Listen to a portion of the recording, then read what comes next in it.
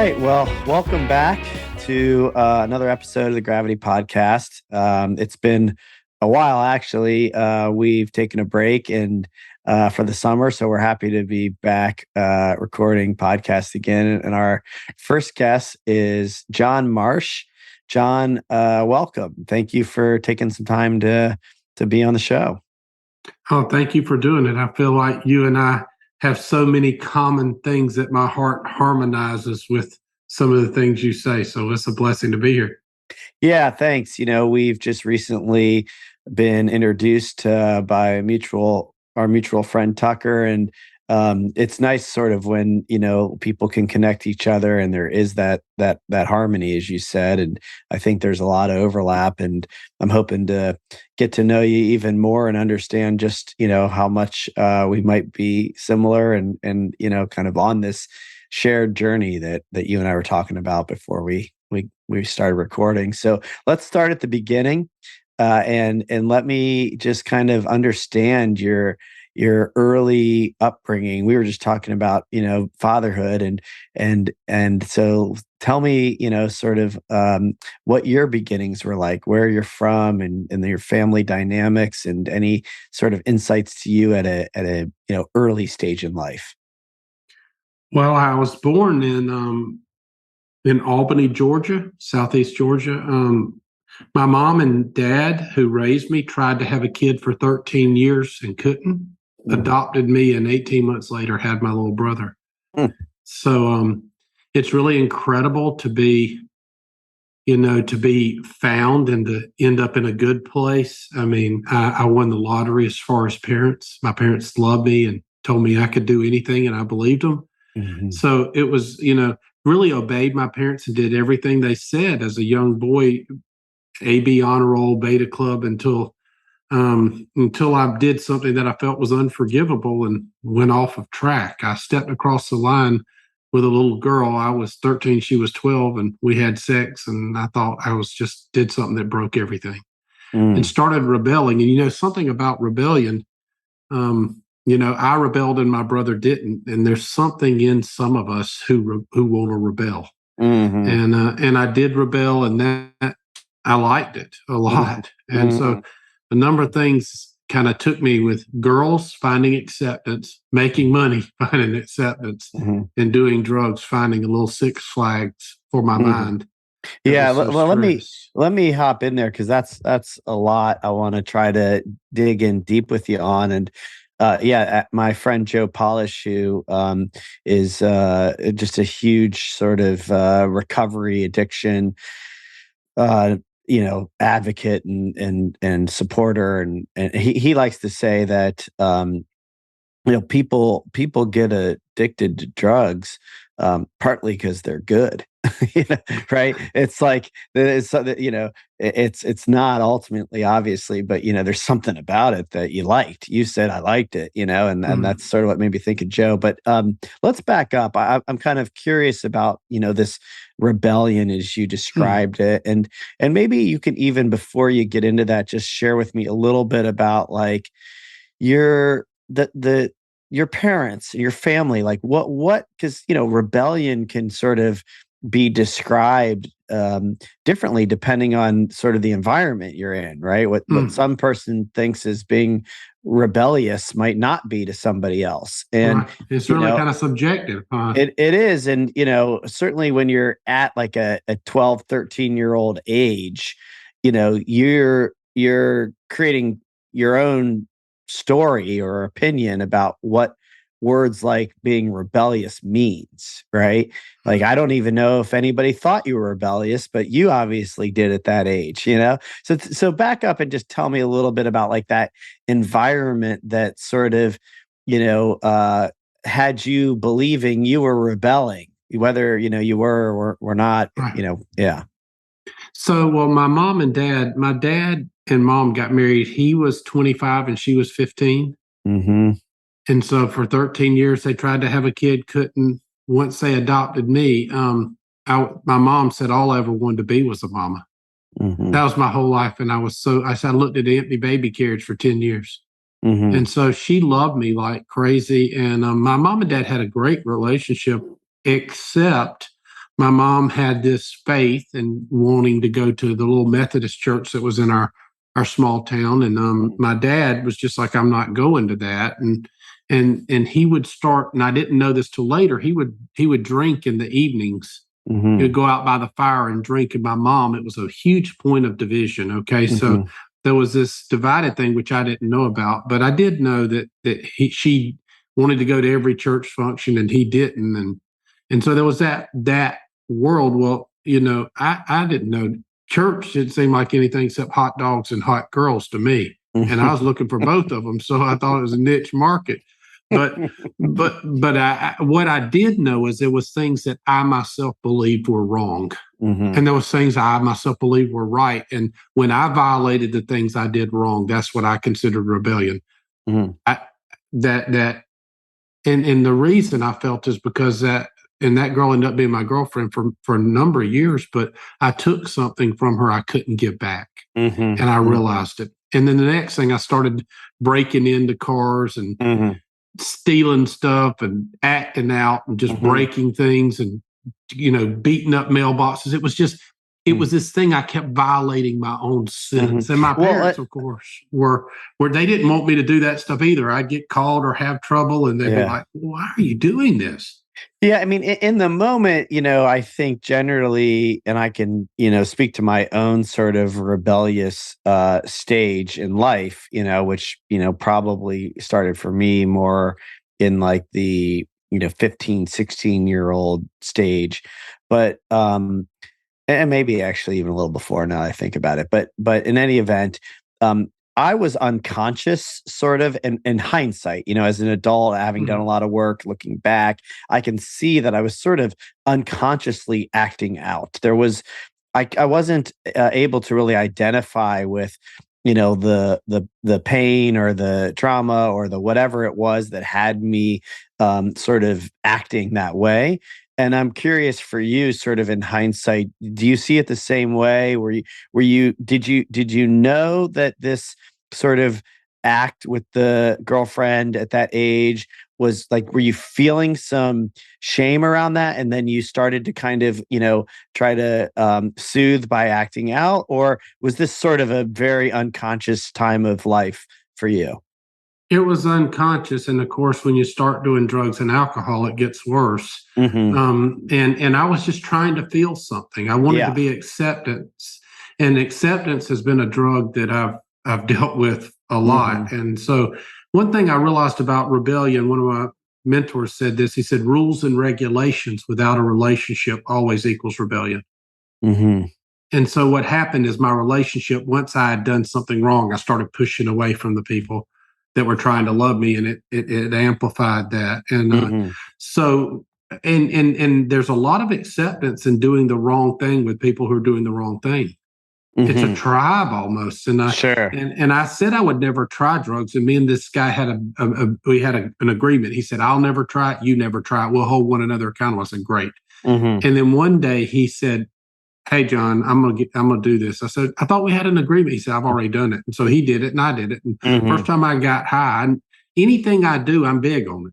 I mean, I'm gonna Hmm. go big on whatever it is I'm at. I'm a blessing or a butthole and nothing in between. Hmm. And when I had myself pointed toward this stuff, I started getting, I mean, I wanted to do all, I was afraid they were gonna stop making the stuff, Hmm.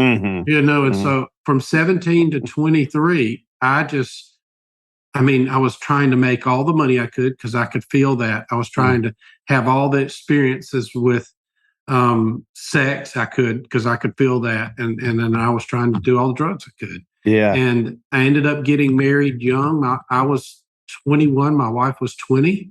Hmm. Within 6 months, we found out she was pregnant and she was on birth control. I was like, how did this happen? And Hmm. so Hmm. this stuff, birth control is a sham. It's like 99% effective. I said, I guess if you do it 100 times, you're sunk.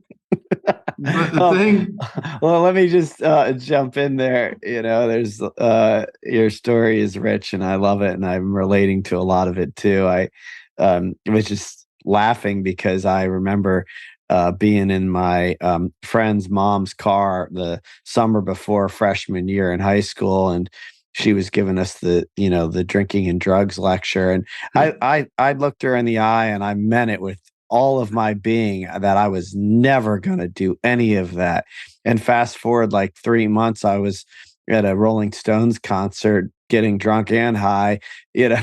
And so I was just thinking about your agreement with your buddy, it's just like how quickly those agreements get broken, you can meet them fully and boy, things change fast. And then, if you've got some need to feel, right? For any number of reasons, boy, those things, sex It's and so drinking and deep. drugs, it's again, my friend Joe, he says, addiction is a solution.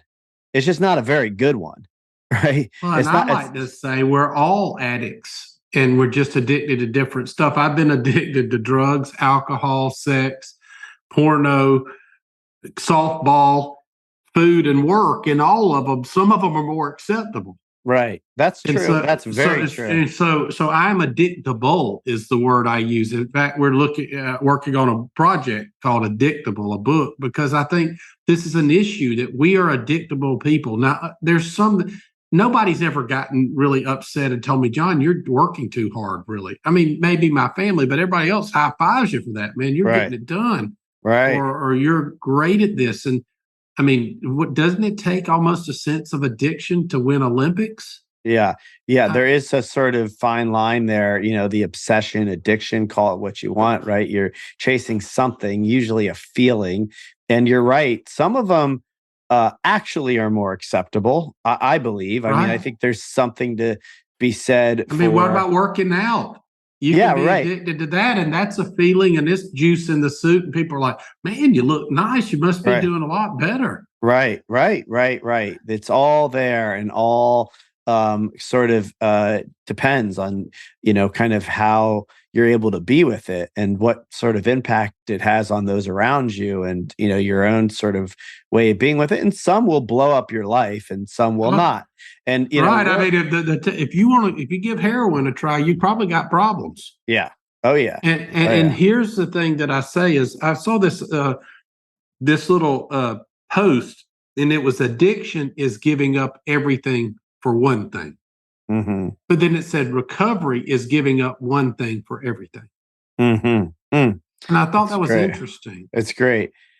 Well, let's talk a little bit about. I'm curious about sort of your first um, uh, step into the addictive part of work and money, because this is one that I don't think is talked about enough. Because, like you said, a lot of people will high five you for doing both. But you started to kind of share your, at 17, you're starting to kind of find your way into making money. What were you doing, and kind of what was that first step in? It was actually 14. So I had this thing with the girl. I got a girlfriend, and I started feeling really accepted because she was pretty. And Hmm. when a girl gets naked, you're not questioning whether or not she accepts you or not. If she wants you, it's deeply Hmm. felt. It's the biggest form of acceptance I'd ever experienced. 14, I started apprenticing in a high end audio shop, and by 15, I was making $1,000 a week after school in cash. Hmm. And I remember that money made me feel the same way sex did. And Mm. I remember telling my teacher, she'd say something. I say, I make more money than you do after school. Mhm. And the acceptance of money, Mhm. what money could do, made me feel. And then doing great work that people praised me for, I was just like, I can't get enough of this. I Mhm. can't get enough of being praised for the things that I do. Mhm. And like I told you, I go big on anything. And I Mhm. just went big on it. I was working, 60 hours a week after school, Mhm. and had my own. I've never had a real job, so I've really only ever built and made things. So I was doing that high end audio, and that's kind of the that's kind of the way it got me going, and I became addicted to that. And the drugs brought the same thing. Mhm. Drugs took me out of. It gave me a small vacation from myself. Mhm. Now, were you doing the drugs while you were also getting the praise, and, were you sort of kinda stacking it up? How I was hid that? the drugs. Nobody knew around me that I was doing them much except for Yeah. one little group. In Uh-huh. fact, when my wife married me, she didn't know I did drugs. Uh-huh. So it's something I was able to hide till I wasn't. That's Yeah. one thing about it. I say the hard time to make good decisions is when your pants are down and you're in the back seat of a car. Uh-huh. It's hard to make good decisions there. And so if you put yourself in environments, whether it's drugs, alcohol, or other things, you can put yourself in environments very difficult to make good Mhm. decisions. And so what happened? I mean, tell me a little bit, about this sort of stage where you're newly married, you're young, you're still addicted to drugs, sort of what unfolds there that eventually changes that narrative. Well, I won my wife through false advertising. It's interesting, and I think we all do. I think about it. Our oldest son was, but he's about 8 or 9 years old. He's like, "Daddy, how did you get Mama?" I said, "What you mean, little buddy?" He's like, "She's so hot, and you're so not." I said, "You better focus on sales, little buddy. That's the only way you get a lady like that." And so I gave her the false advertising. I'm going to love you and you're my world. And she was until I could check the box that she was mine. And then I moved on to business Uh-huh. and things. And so we got married young, found out she was pregnant, had our son. And at that time, we were in business. I was in the automobile salvage business. I was building totals and had a salvage yard Uh-huh. and running a couple of different businesses. And we were, I found myself just 2.5, 3 years in marriage, $1.5 million in debt, $99,000 overdrawn, Mhm. hooked on meth, going through a struggle in my relationship with my wife, and she left me for one of my employees. And I went and at it, and it just drove me to the attic of my house to hang myself. Mm. Mm. And that's where I got to the end of myself because I kept hearing, kill yourself, kill yourself. And the Mhm. truth was, die to yourself, die to yourself. I Mm. kept hearing, take your life. And the truth was, lay your life down. Mm. How So could you thank you for sharing that, and I wanna just sort of stick with that for a second because I think this, conversation around suicide is important because I think it's 20% of most rooms we're sitting in, somebody's thinking about it. I mean, thinking about it. I know, and I and think I think there's a right piece behind it for my sake. yeah, We know the life we're living ain't worth living, but yeah. the solution is a perverted solution. Yeah, right. And I actually believe and sort of come to believe this, through others and in sort of a spiritual context that it actually doesn't really solve anything. Because my belief is you just sort of have to start over, and it not to mention at a minimum the damage it does to your family and generationally what that might do. But talk to me a little bit about when you say you kept hearing kill yourself, take your life, what was that voice? Was that you? Were you hearing a part of you? Um, and how did the other voice then come in and ultimately stop you from from doing that? Or was it not another voice? Was it somebody else?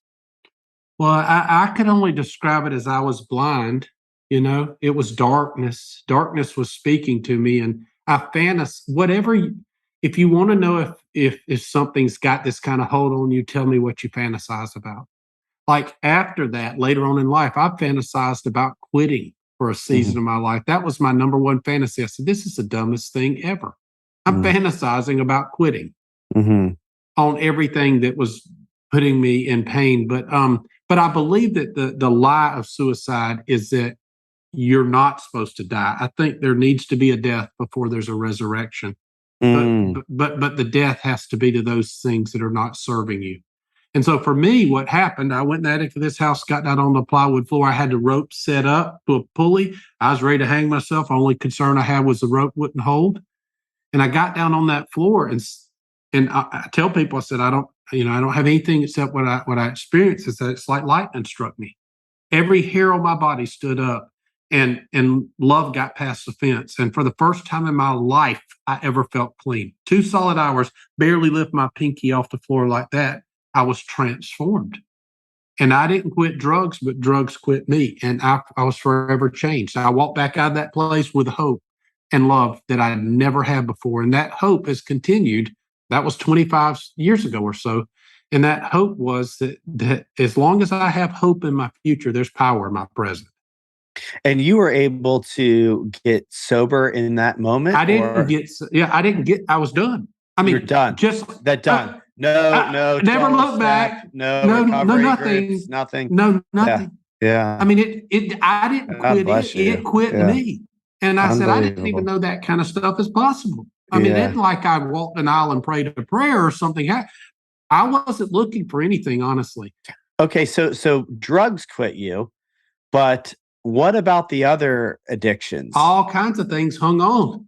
Yeah, But gotcha. that one thing just Yeah. shook off of me. Well, thank It God. That's a big one to shake. it is. And I mean, it was enough. It was enough to give me margin to get to the next thing. Yes. I mean, I Right. still had eyes for tons of women and saw images in my mind. I still had anger issues. I just had all the, Yeah. all the things all of us have when we're messed up as a sack of hammers. Yeah. But it's slow. But what happened is it got me started. I had enough momentum to begin to live into a new life. And I believed I had one, and I did. Yeah. So I went straight down the stairs and told my wife, I said, my life's been transformed. She said, you're a liar. Uh-huh. And so then I spent almost a year watching her go out on dates with another guy while I was waiting to reconcile. Uh-huh. And we've reconciled, and now 20 something years later, everything I've ever dreamed of in a woman I found in her. Yeah. Interesting. And see, And, something that's lost and found can be more precious than something that was never lost. But it's mhm. hard to understand that because I felt like I remember the person that gave me hope, this lady, she was one of our clients in the car business. I went to her and told her what was going on. I want some sympathy from her. We're trying to get people on our side when stuff's going on, right? Mhm. Like, let me tell you how bad my wife is and how good I am and what she's doing. And she's like, oh, you know what? Your marriage can be healed. I said, are you crazy? I Mhm. said, you don't know what you're talking about. It's the dumbest thing ever. And Mhm. she was like, no, I know that because mine was. She said, my husband left me for his secretary and our marriage has been reconciled. And what I realized, you can't give what you don't live. And they Mhm. were able to come alongside us and give us the tools to help us reconcile. Mhm. And hope is a bridge. Because once she said that, you know what I started doing? I started believing. Mhm. And you can't shake it.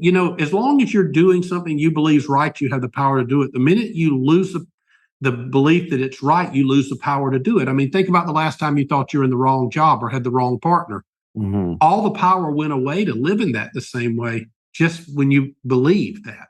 And so she helped us and taught us that it's love and forgiveness that it takes. And if you want to know what the key to a great marriage is, great marriages are built, not found. It takes a lot of work, like abs. You'll never see Mhm. anybody get abs hardly without working on them. They're Mhm. pretty tough to get. And so what we learned is how to forgive one another.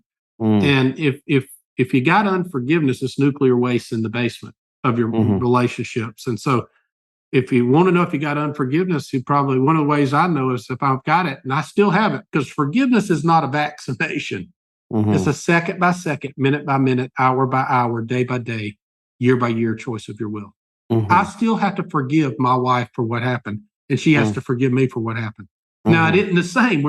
We may be living 30 days of heaven and a day of hell, where we used to live 30 days of hell and a day of heaven. Right. Right. But Right. Right. we learn to forgive one another and learn to find it. But if you fuss with somebody in the shower and you win and they ain't there, you probably got unforgiveness. Mhm. Mhm. Yeah. No question. So, uh amazing, and so much wisdom there, and it's this is the journey of your life, and Mm. you've come to this wisdom by going through that journey, and By suffering. yeah, through suffering, right. Yeah.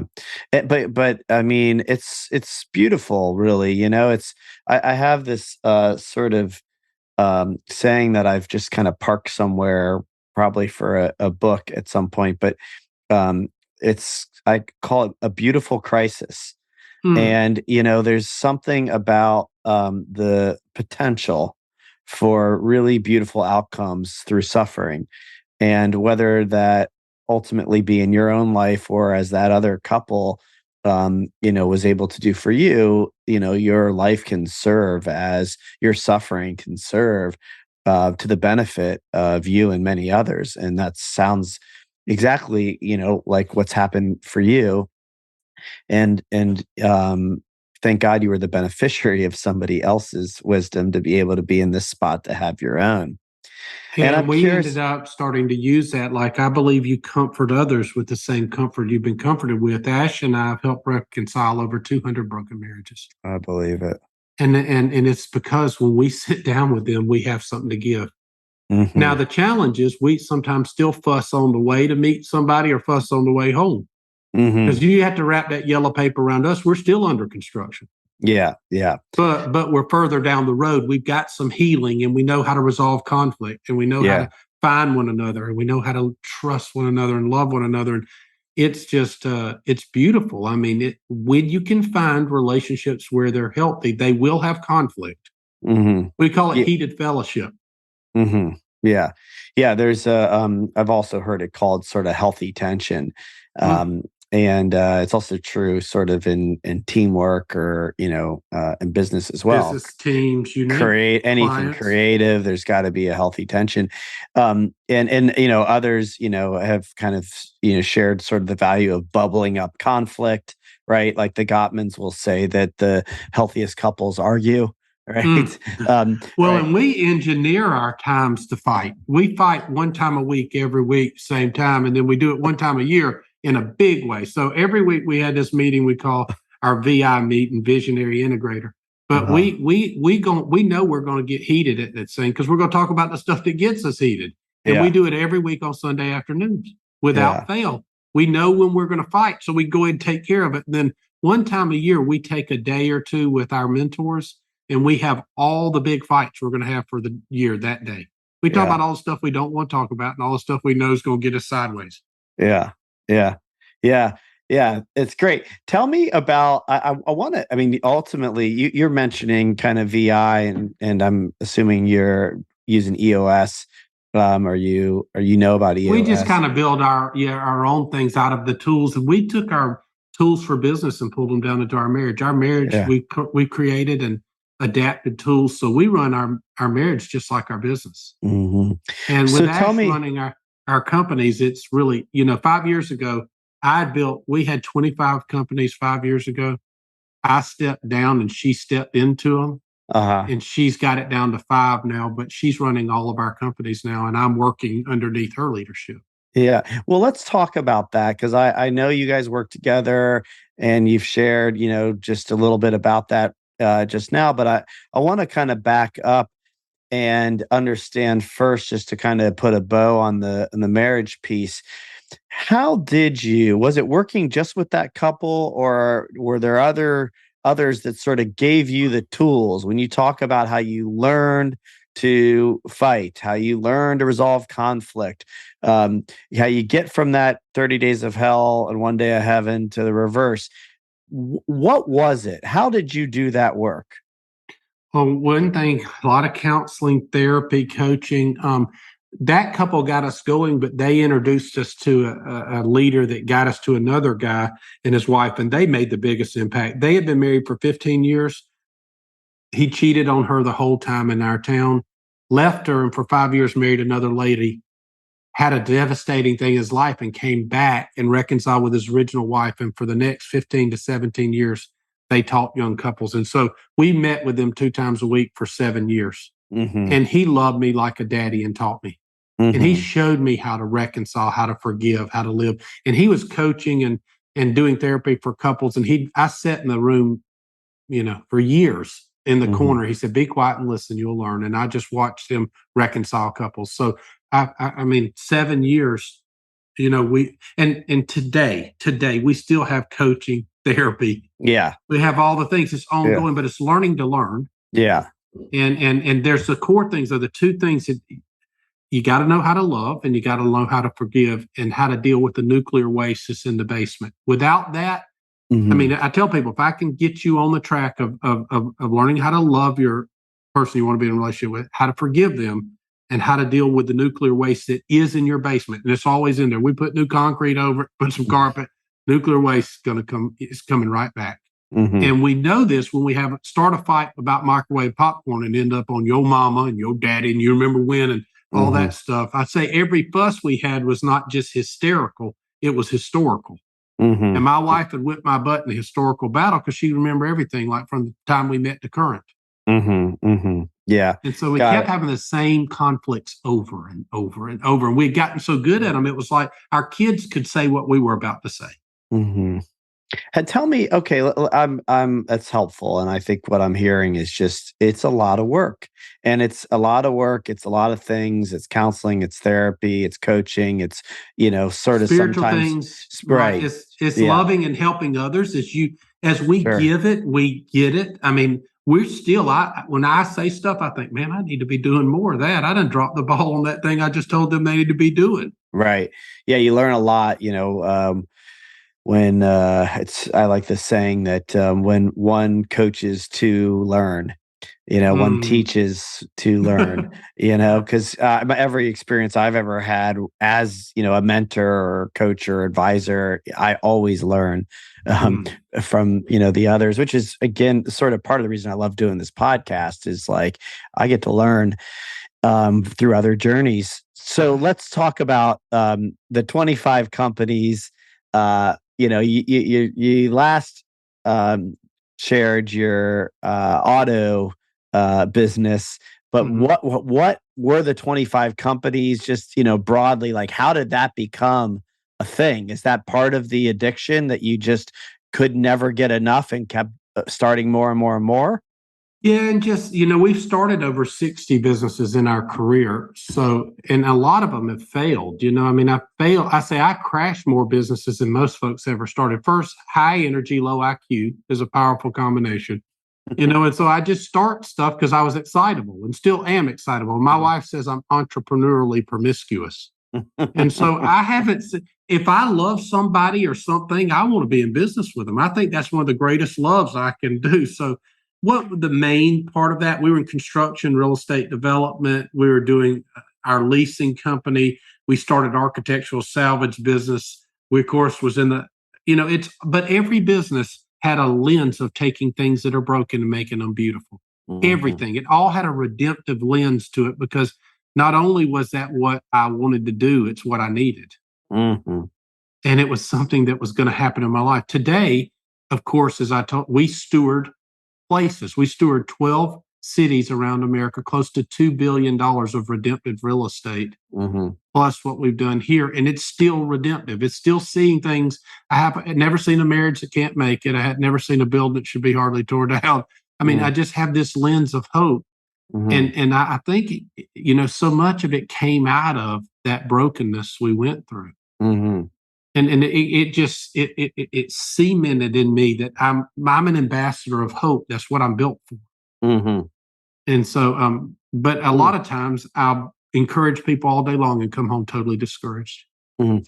Yeah, this is fascinating to me because I also have sort of taken my life experience and attempted to, and still very much so, continue to attempt to create from that place in hopes that it will be to the benefit of other people.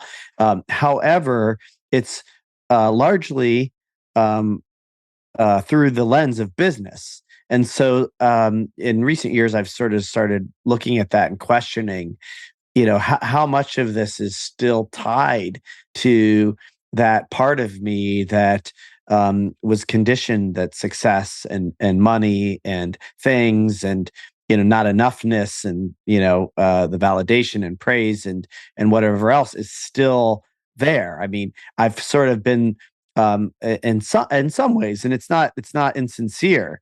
It's just that I wonder how much of my desire still for those things is being masked in the doing well for other people, um and I've sort of come to a good place with that, and continue to shift what I do and how I do it and what I spend my time and doing. But I'm curious for you, and it's there's no judgment here, it's just curiosity. uh do you think that ultimately your desire to fix things, right? To the hope and the taking broken things, it will continue to manifest itself in the form of business? Do you see business as the best vehicle for fixing things? Not really. Yeah, I don't. I mean, one thing is thank goodness, our first financial mentor grew up in a mill village with a high school education and ended up building the largest real estate company in the world at the time, Century 21. And when I met him, we sold him a vehicle when I was in the automobile business. He said, John, I'm going to treat you like my son. I said, oh man, that's great. He liked me. And I said, what does that mean? So I'm not giving you any money. But he said, I'm going to teach you everything I know. Mhm. Wow, that sounds great. So the first, he asked me 3 questions. He said, before I'll teach you, we've got to answer these 3 questions. How much is enough? What are you going to do when you get enough? What's your living plan and your giving plan? Mhm. And so that how much is enough, we drew a financial finish line before we had the sense to, we couldn't pay our $500 power bill, Mhm. which is not easy to do, to think about, but we have enough. And so for me now, the reason I love working, I love our teams, I love doing that, but I see the next season of my life more focused on the thing that I think I'm most gifted in, which is influence. The young men that I speak into their life and mentor, and the marriages we're helping reconcile. I mean, I was talking to a young man the other day, and I mean, there's on one call I do with these guys, there's $3 or $4 billion worth of capital represented these young men steward. Mhm. And a number of them, I've helped them reconcile their marriage and save their family. Mhm. And so the influence that is more than 1,000 coffee shops and 100 Mhm. restaurants and Mhm. 10 cities. And so um, I don't know. It's really an interesting thing, but I do know one thing. I love the only thing I think that I realize still I don't know how it could serve me is I have empathy because I suffer. Mhm. Yeah, Okay. yeah. And so me Yeah. being and doing the work, me and Ash still have over 200 properties in our 10 blocks, and we're Mhm. still doing development here. And we're still trying to say, I had a building, one of our best buildings burned down a month ago to the ground, a restaurant in it that was the first building we've lost on this street in 100 years. Mhm. And that's hard. I mean, we sit there on a park bench, me and my oldest son, and it's burning down. It's 3 a.m. He's like, Daddy, is what we do worth it? Mhm. I said, buddy, if it's just about money, I don't think it's worth it. Mhm. But something about them knowing our clients and our people we work with, knowing I suffer too, and I'm living this stuff before I'm Mhm. trying to give it.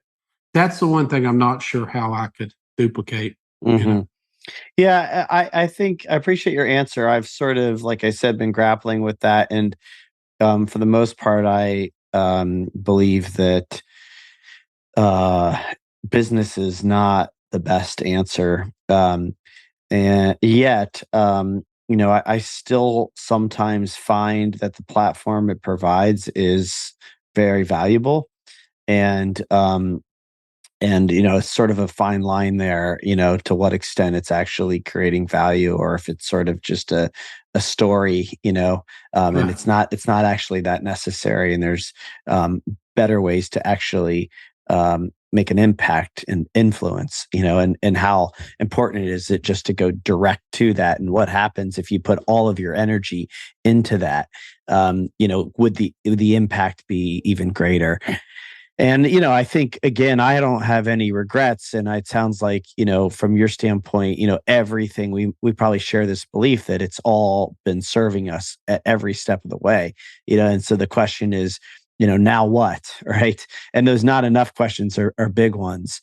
So, Well, and knowing what you know, what will you do? Like, what will I do with the time I have left? Because I'm on a mhm, treadmill trying to, keep running away from death, and yeah. keep, I want to leave a legacy on the hearts of men and not just sticks and bricks. So to Hmm. do that, for me, it's just continuing to adjust.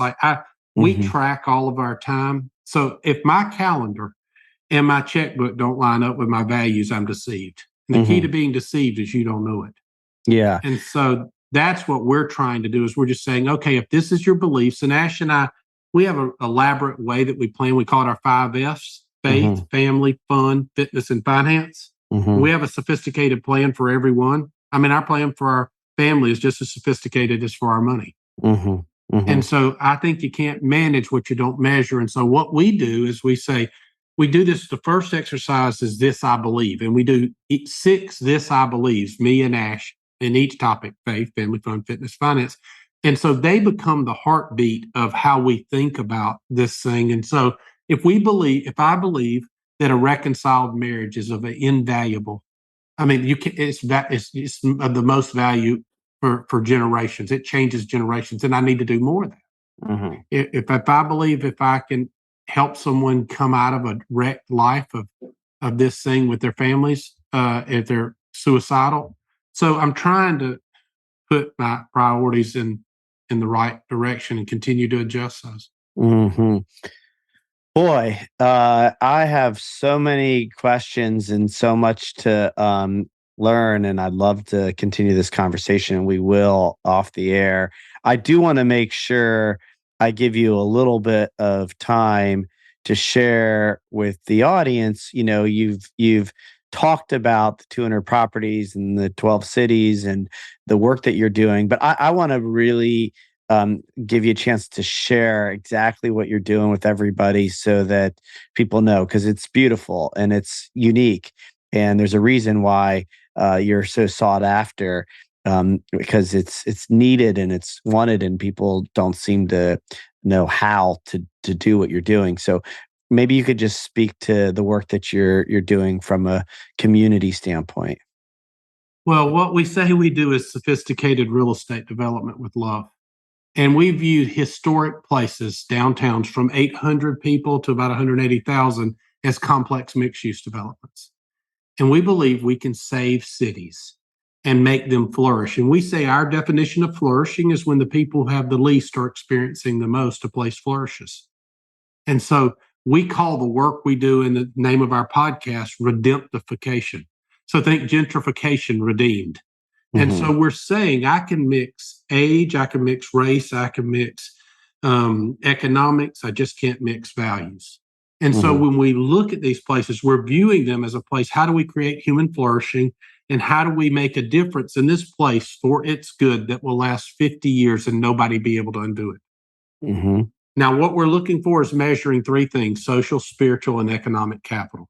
We believe most developments only speak to economic capital, and so they leave the social and spiritual out. And we say private equity oftentimes can take the love out of sex. You know, they're spreadsheet guys, and the days of the master builder who built with intention and love is about, we don't see that much anymore. But what if you love makes all the difference? I mean, it's for love's sake that so many things happen that are really magical that we love about these places. So we call the work we do dedicated to irreplaceable real estate. You say, well, why is it irreplaceable?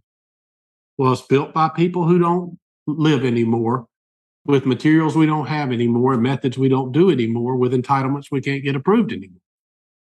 That's Hmm. irreplaceable. And so Hmm. what we've done is made that our work. And so we started in our town. We've done over 285 properties in 10 blocks, and we started over 60 businesses to save our town. Hmm. And that gave us the models we need for going and doing other places. So now we're in cities in the northernmost cities, Aledo, Illinois. Our biggest city is way down in the south in Florida, Winter Haven, Florida. And our westernmost city is Arvada, Colorado, and there's ones in between. Hmm. What we need to do this, we need a person of peace. We call a patron. We need someone there who will love the place. And we need five eyes represented on the minimum viable team: influence, ideas, intercession, implication, and investment. And we look for somebody to represent those and to be underneath this person of peace, and we can impact that place. We don't have a method that works without amazing food and beverage. We have to build iconic restaurants. As bad as we hate it, we were building restaurants all the time in these towns to make them a place people want to visit, and we can't do it without overnight stay. Hmm. Those are two things we use as anchors that leverage the rest of it. And then it's just sophisticated plans of thoughtfulness about how do you love a place and make that place flourish. And then we use great models. I mean, when we're building a restaurant, we think about it from the capital down. The capital has to be patient, properly aligned, and productive. Hmm. And from the bottom up, we ask ourselves not what could the restaurant pay, but what should it pay? Hmm. It's a different question. And so we start, the restaurant informs the investment. The investment doesn't inform the restaurant. Hmm. And we bring really unique alignments because a dollar of rents is worth more than a dollar of operational income. So we align those in a unique way that can bless the investor for the risks they're taking as well. Yeah, yeah, that's sort of the piece that I want to unpack with you a little bit, just quickly now, and definitely, in more detail as you and I maybe, connect again off air. But um, I think there's a lot of people, um, myself included, who share your beliefs and who maybe are even trying to figure out how to get this all to work. In my case, the capital piece is the hardest part because most capital is not patient. Most capital does not share the values, is not willing to kind of do well and do good, right? And so that has been the biggest challenge for me. And maybe it's because our projects are scale where you need to raise, tens of millions of dollars, or maybe it's just I haven't found uh, enough of the right people. And we have some. I've been Yeah. blessed with some investors who truly get it and are saints to work with. And by the way, I do believe that patience isn't even as much about time. It's sort of more even about like belief, because I actually believe that by doing things through the lens of value and integrity and intention for everybody to win, you can create better returns. But it's hard to demonstrate that on the spreadsheet. And so I'm just kind of curious how you have sort of been able to unlock the right capital to allow you to do the things the way that you are. What you're saying is true, and really, and most people come to us either they're very wealthy and capital is not a problem, or they don't have a lot in capital they think is totally the problem, and we think it's never the problem. Honestly, what we think is clarity of vision helps you accelerate towards your goal. If the promise is clear, the price is easy. If the Mhm. promise is fuzzy, no price is cheap enough. And the hardest thing for us to do as pioneers in this space that we both are in some ways, and we believe we're creating a new asset class of real estate. So our largest town is about a $200 million portfolio, and Mhm. we've raised 60, well now 80 million from 60 locals. And so Mhm. we're doing this at scale now and deploying a good bit of capital into this. And we think we're right now working on the idea of doing a $1 billion fund to Mm. do what we're talking about. And I've been offered half a billion twice in the last 6 months over what we're doing. So the returns can be exceptional. It's not Mhm. an issue of that, but it is what we don't. I think can't do easily is show them the investors and the capital where they fit in the family photo, and we have Mhm. to prove to them why we're not just a little better or a lot better, we're exceptionally better. And what happens is we have to really break their guessing machine in front of them and reassemble it. So the short-term capital is hard to make great long-term decisions with short-term capital, right? And so they think fast returns and high IRRs is the game. And Mhm. what they're missing, that's because private equity has taught them that. And we Mhm. say, do you realize how much difficulty and how much struggle it is to redeploy capital and the risk to redeploy it and the velocity of the capital we get? The best capital in the world gets consistencies of return that is growing over decades. That's how people build fortunes. Mhm. And that's what we work on and see if we're judged against a sheetrock box with drive it on it Mhm. and that extracts value but doesn't add value. They're measuring, they're comparing two incomparables. Mhm. What we need to do is say, I tell you what, you take the debt market, the banks have gotten us believing that amortization of terms determine the value. So if a sheetrock box or mine and your fabulously designed things or our historic things are side by side, that they have the same value because they have the same rents. And that's totally untrue. That's one lens. Mhm. The way we build and what we do will last 100 years. And so amateurize the repairs and the improvements and the design and the efficiencies of these things over a longer period of time, and your equations, theirs fall apart quickly. Mm-hmm. And so we say we have to look at it differently. And what we try to help teach our guys is the velocity of money. Like the longer it's deployed consistently and getting returns, the more powerful that capital is. Because as we all know from school, if we had like 2 zeros in the whole year of our test averages, it took an A plus down to a C. Mm-hmm. And they're doing this to their capital all the time. Yeah. Interesting. All right.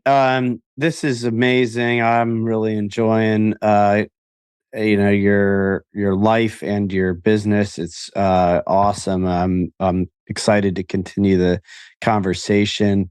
As we wrap up, as we're running out of time, take it wherever you want. Well, what do you want the audience to hear? Maybe it's something more about this kind of um, you know uh, offering hope and I don't know how that might sort of just go across everything you're doing, but you take it wherever you want to wrap us up. Well, whatever it is, hope is the key. If you've got hope in your future, there's power in your present. And hope is like air, everybody needs it. If you Hmm. got a rebellious child, the number one thing they need is the thing they least deserve, which is praise. Hmm. And if you'll just praise them, it'll change them. Hmm. Get the shoe sticking out from under the table. Say, you're the best shoe tire I've ever seen. Oh, stop saying that. That's stupid. Next thing you know, they'll be sliding their foot out. So you'll see it. Hmm. We all need hope. We all need praise. We all need encouragement. And I want to tell you that if you want to know what's going to bring you the most fulfillment in life is figure out what in the world you were designed to do. We have a purpose. There's the reason that we've been good at and successful at some things and not at others is because we got lined up with who we're built to be. I Hmm. mean, I'd be a horrible Brett. I have enough trouble being John. Just figure out who you're supposed to be and be that. Hmm. And believe me, Yeah. money is never the problem. Money follows vision. Vision doesn't follow money. I If that Amen. clarity of vision, and so Hmm. figure out who you are and work harder on yourself than you do on your job. Yeah. Amen. Well said, John. Hey, thank you for all the wisdom and for your journey and for the sort of all of it. I really have a sincere appreciation for the suffering as much as I do for the success.